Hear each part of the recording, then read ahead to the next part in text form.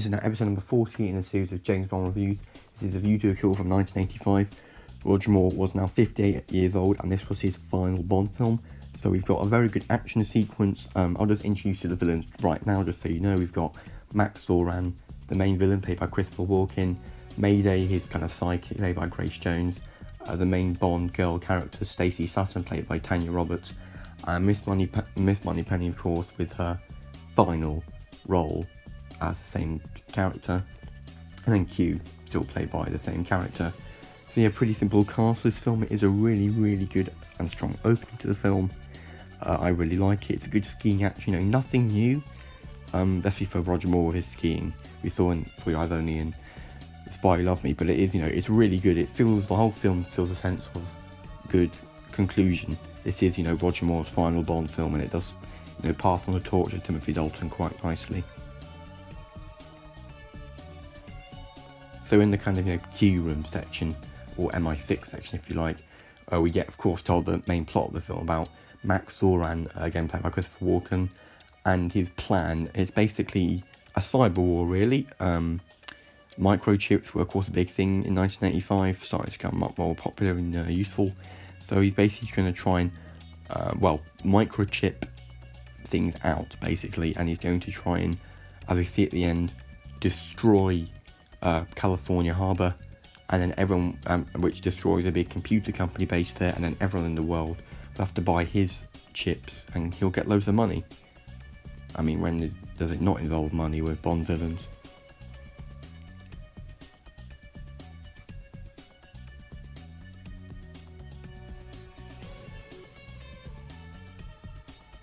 So we then get introduced to another one of the main villains, Tippett, played by Patrick Borkel, and he is basically the kind of Nazi scientist with Max Zoran, because basically he was one of the Nazi scientists who was the reason Max Zoran was born, because Max Zoran is actually a psychopath.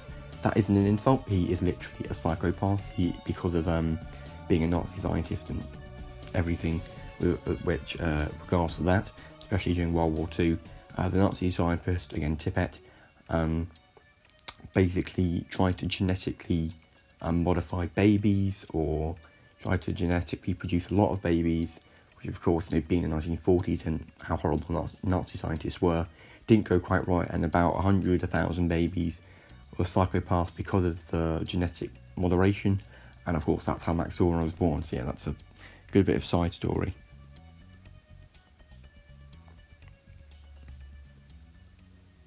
So James Bond is still undercover in this scene, playing a false millionaire. Again, it's interesting how Mayday never actually recognised this until like 25 minutes later in the film.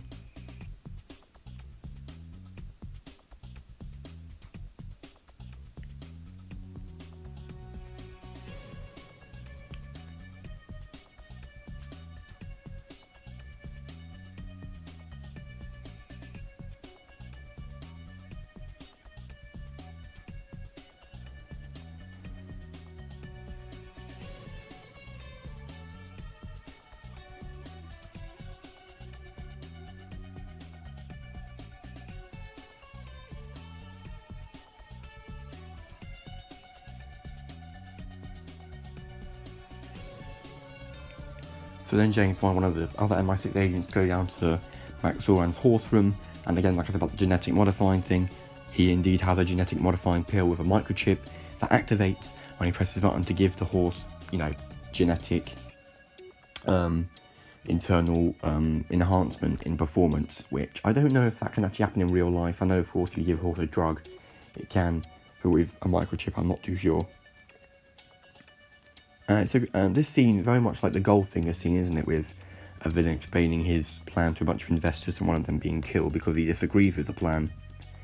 So yeah, it's a very good sort of flashback, if you like.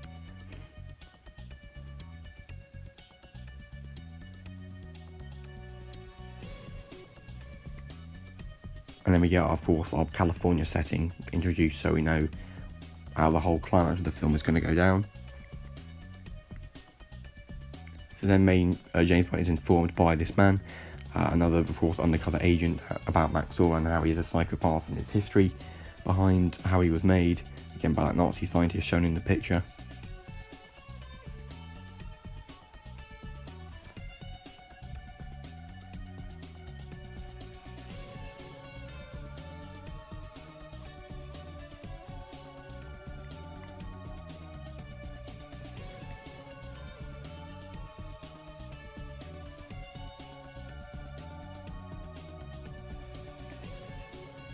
So James Bond is now near Max Zoran's kind of boat, or I guess house. However, he's not the only one spying on Max Zoran, and that person unfortunately meets a bad demise when he is thrown into, I don't know if it was hot water or like a shark pool, but yeah, he is quite brutally killed. Another pretty rare bit in James Bond's film where we see a glimpse of, blood. That doesn't happen too much. So the climax of the film is, of course, here. James Bond is undercover as one of Zoran's kind of builders. It's interesting how Zoran has this massive network. He must be very rich. It glossed over that fact. However, sticking with the psychopathic fashion, Max Zoran then takes his gun out, and honestly, probably one of the darkest scenes in a Bond film, just shoots down all his men.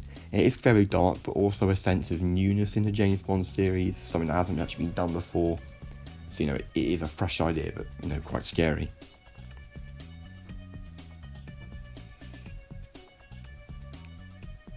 So Mayday goes off after Stacy and Bond.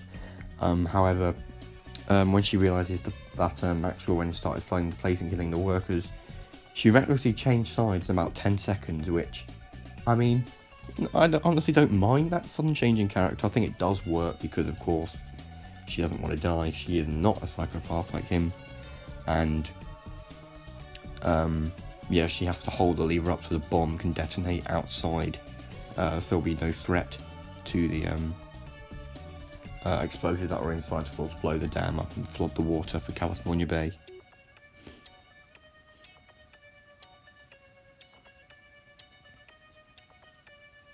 So Max Zoran is, of course, annoyed by this. However, again, because he is, of course, a psychopath, and again, like I said, that's not an insult. He literally, he is diagnosed with psychopathic mind, that he still doesn't really care, and he just wants to kind of go on doing his own thing. And of course, we do know, of course, he was killed at the end of the film, or at least dropped into California Bay and the Golden Gate Bridge, but it does make you realise, what if he did survive? What was his intentions? What did he really want to gain from his life from there on? Yeah, it's just an unanswered question. But you should never really look too deeply into a Bond film, you're often disappointed. I think the climax from the Golden Gate Bridge scene definitely does work. I think it's quite good. And it's a good sort of, again, villain death of him, one final laugh and then thrown into the water.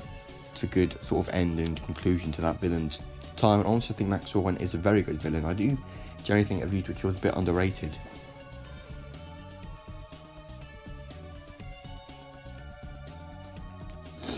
So James Bond is now presumed dead, but of course we now know he's not dead. And that is Miss Bunny Plenty, played by Louise Maxwell, final scene. And then with Hugh's dog gadget, that is the end of the film. Thank you very much for watching, and I'll see you next time. Goodbye.